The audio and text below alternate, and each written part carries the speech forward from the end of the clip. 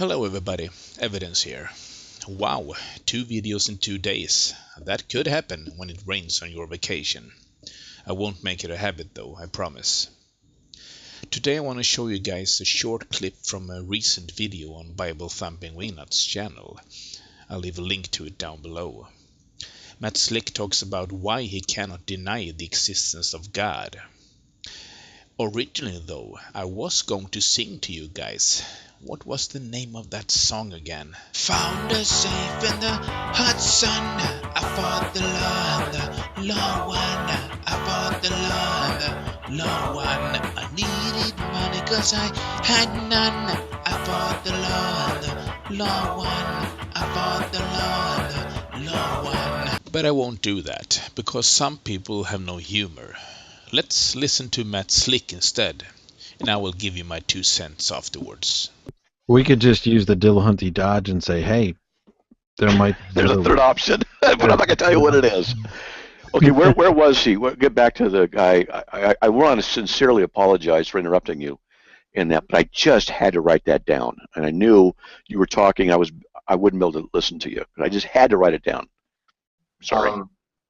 No, well, I was just interested in what you do to resolve, because it seemed to me like you're saying that there's nothing that could shake my belief in theism, right? Because you're saying that my belief in the law of non-contradiction is fundamental, and that belief implies theism is true, right? Is that sort of the idea? From an intellectual perspective, yes. I cannot see any rational way out of that.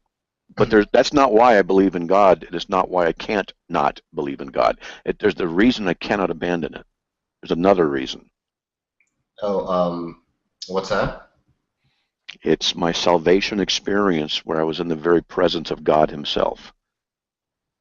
I would think that it would be more fundamental, like the law of non-contradiction, right? Because can't you drudge up like skeptical scenarios for experiences? Yes, except it's the only way I can relate it to people, and I'm not saying this is proof. Please understand it. I'm not saying it's proof. I'm only saying that what happened to me was so profoundly incredible that it's not possible for me to deny it. Not because I'm afraid, not because I was on drugs, not because I was drunk, not because I'm insecure. No. You know, people say, oh, if you're in love with someone, how do you know you're in love? You just know when it happens, you know. It's the same thing. In the presence of God, I remember it. I can't deny it. And so that's why.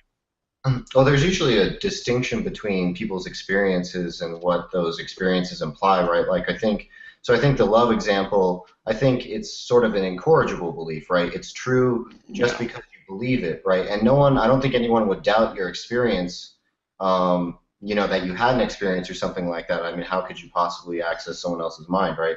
But what the implications you draw from that, like they would ask you, the skeptic would ask, well, how do you know, it's not like there's not like a super sophisticated race that can just toy with your brain and make you have these types of experiences, right? So that's why I would think. Well, people could postulate those kinds of things, and if there's some race out there in an eighth dimension that did this to me, well, then demonstrate that that's the case. But you see, we don't, as a Christian, I try not to get into.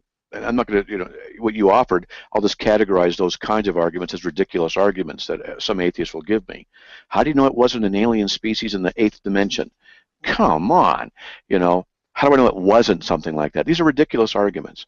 Well, I had this experience, and I will guarantee you, if you had the same experience, you'd be like me in the sense you would not be able to deny it. It's just that profound and powerful.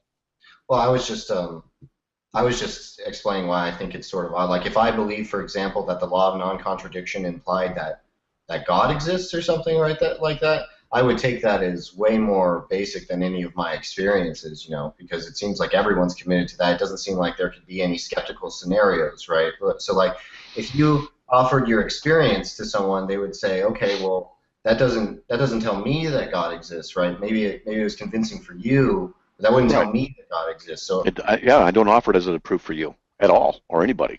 Right. I never have. People say, why you do what you do? This is why. This is what happened. This is what changed me. It was real. And it was. Matt Slick was in the very presence of God? How about that? I would be overwhelmed just to meet Elvis, Einstein, Plato, or Christopher Columbus. Matt Slick was in the same room as God, the creator of the universe. Unclear, however, if Matt Slick spoke to God, touched God. How does God look like? We don't know. Was Jesus a blue-eyed, blonde-haired white man, or was it just a mirage? Perhaps future videos will tell. Matt Slick does admit, just like William Lane Craig, that his experience is not proof of God, and that's fine. We all agree there. I just want to understand, given what we know about the brain and how easily we are deceived, our ability and desire to fill in blanks in our perception, that he with absolute certainty can rule out aliens.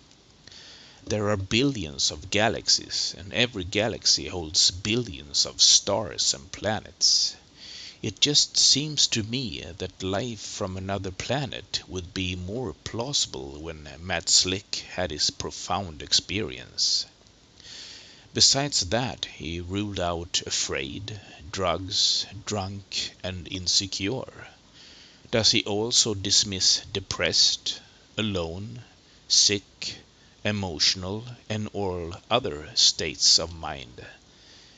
We hear the same story from many other people with different religions and God claims. Isn't it amazing that the God Matt Slick already believed in appeared in front of him? It seems unbelievable to me, and perhaps it isn't even true. Thanks for listening, and take care.